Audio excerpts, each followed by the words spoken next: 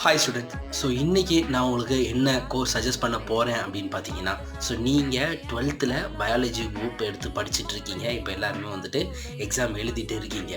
உங்களுக்கு வந்துட்டு pets, animals இது மேலே வந்துட்டு பார்த்தீங்கன்னா ரொம்ப ஆர்வம் இருக்கும். அது மாதிரி அந்த பற்றியான ஸ்டடீஸ் படிக்கணும் அப்படின்னு நினைக்கிறவங்க என்ன செய்கிறாங்கன்னா இருக்கிறாங்க.